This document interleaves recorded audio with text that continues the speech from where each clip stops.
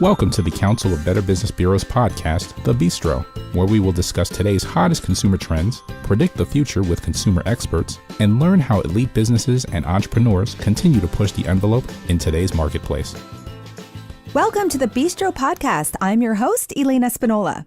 Have you ever searched for a product online and then later noticed ads for that exact product or other similar products starting to show up as you scroll through Facebook or check your emails? Chances are you've noticed this, and the technology around interest-based advertising is getting smarter and more advanced every day. On our last episode, we talked about IBA, those types of ads that follow you across websites and mobile apps, and the technology that drives it. Well, we're back for part 2 of this series, and today we're exploring the options that consumers have when it comes to this type of advertising and discussing BBB's self-regulatory enforcement work. Back with us are John Brescia, Director of Adjudications and Technology, and Ayaz Minhas, Data Privacy Specialist at the BBB's Online Interest-Based Advertising Accountability Program. Welcome back to the Bistro. Thank you for being here. Thanks. Thank you. So, John, can you give us a little bit of your background in your program and what it does? Sure. So if you heard last time, this will basically be a repeat, but I work with my colleague here, Ayaz Minhas, and we do the self-regulatory enforcement for an industry code of conduct that governs online interest-based ads and the intersection of that and consumer data privacy concerns, so providing transparency and consumer control to folks about this kind of advertising. We're the cop, if for lack of a better term. Okay, and Ayaz, you said that there's an industry code on our last episode. Can you talk more about that? So about 10 years ago, industry in this space came together and developed online principles for self-regulation based on best practices for privacy. These principles were known as the Digital Advertising Alliance's self-regulatory principles. Now, as technology has evolved, these self-regulatory standards have also evolved to establish privacy best practices for the web to expand to covering mobile devices and data collected across devices. Now, the goal of self-regulation is to set meaningful standards that also have the flexibility to grow with evolving technologies. Sure, I would imagine that's very important, the flexibility to grow, because technology, of course, continues to evolve day after day. It must be a difficult job for you to continue to monitor with all this sort of evolvement within technology space. And John, how does your team exactly enforce this code of conduct?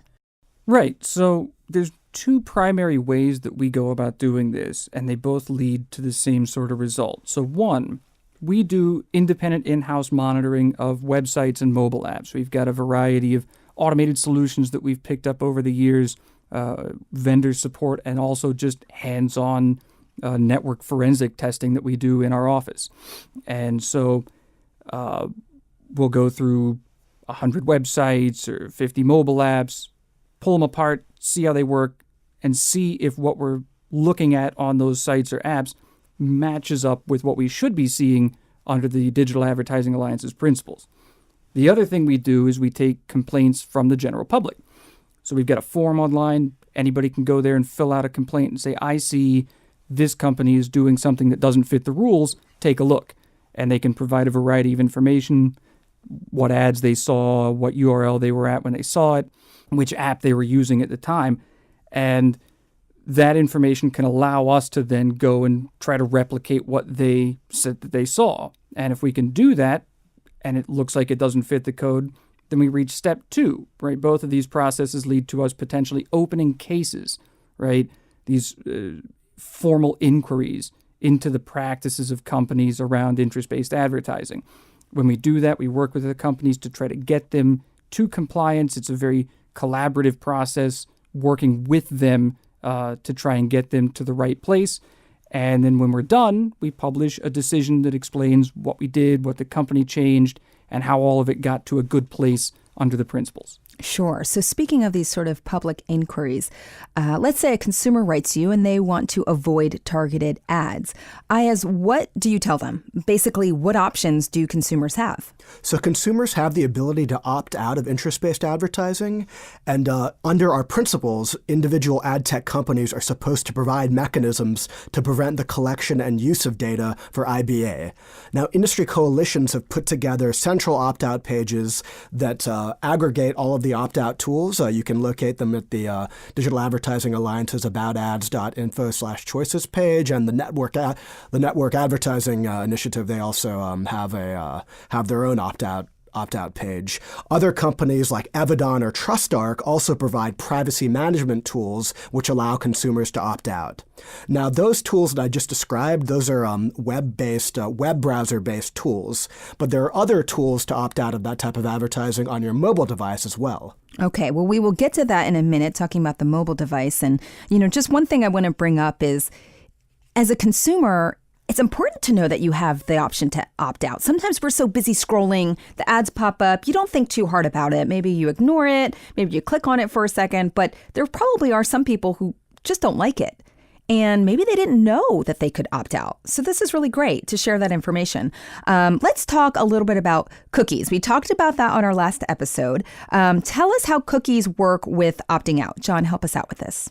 Sure. So opting out in the desktop environment through your web browser, that uses typically cookies. And so just like we talked about with cookies saving state in the prior episode, they allow websites to remember your trail of navigation, whether you've put something in a shopping cart, etc. That same memory can be applied to your opt-out choice. So you can use the tools that Ayaz just mentioned and click the opt-out button, and that sets a cookie generally on your computer that says this ID number has opted out. Now, it's important to remember, we talked also about refreshing, flushing, getting rid of the cookies, or you can even use browser settings to block cookies from being set altogether. That is not really the best way to opt out if that's what you're trying to do, because if you clear an opt-out cookie, you're opted back in most cases. I see. And if you block cookies, you can't set the opt-out cookie to begin with. And so in both of those cases, you're sort of frustrating your own aims if that's what you're attempting to do. I see. And then I should make a side note that, when you talk about getting all of this information up front for people, there's an icon that's generally in all of the interest-based ads, and that's called the Ad Choices icon. It's a little white square with a blue triangle in it, and that was developed by the Digital Advertising Alliance as a way to give consumers upfront, direct, real-time access to the knowledge that interest-based advertising is happening, and a portal through which they can click to reach more information about the company that served this, what interest-based advertising is, and what their choices are, including how to opt out. And these tools, just like Ayaz mentioned, for example, the DAA's opt-out portal on aboutads.info, that is going to be generally a cookie-based solution. So you got to have cookies enabled to take advantage of that choice. I see. Makes sense. And I feel like, am I the only one who didn't know about this little triangle? So I really appreciate you sharing that, because there could be a lot of people who really will find that very helpful. In fact, I'm thinking back to, have I seen the little triangle? I'm sure I have, but I had no clue what it was or what it did. And now we know. So that's awesome. Now, you mentioned that was mainly for sort of web-based. Ayaz, how do consumers opt out of advertising on mobile apps? Sure. So as we discussed in the last episode of this podcast, ads show up in apps on your mobile phone. That's how a lot of free and low-cost apps are monetized. Now, many of these ads are interest-based advertising as well.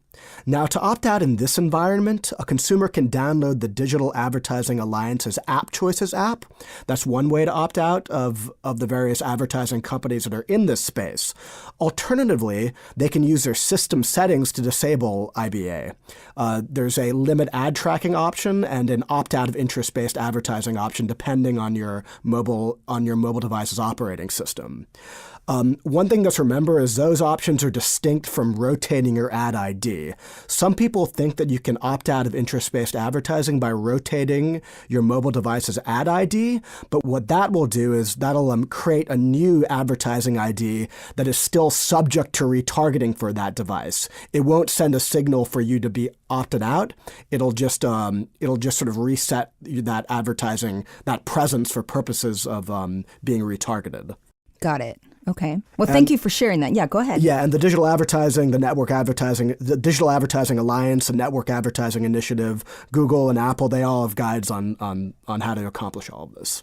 Okay, excellent. So on our last episode, you shared some resources. Can you share those resources again for anyone who is interested in kind of reading more or hearing more about how to opt out, how to protect their privacy when it comes to these online ads? Sure. So there are a million different online resources for data privacy. The stuff that is pertinent to what we've talked about today, bbbprograms.org. You can find the online interest-based advertising accountability's work there, as well as the Advertising Self-Regulatory Council's website, asrcreviews.org, where you can find our extremely voluminous case decisions.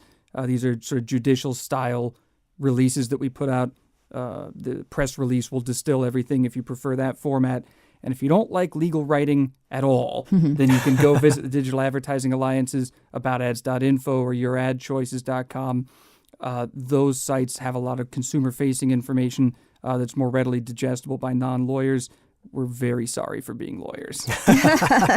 Don't apologize. It helps us in ways that we don't even know, the typical consumer. So I really encourage our listeners to check out these websites, visit your website for more information. John and Ayaz, I really want to thank you for taking time to speak with us here on The Bistro. Thank you. It was a pleasure. Yeah, thanks very much. Very much. Thank you.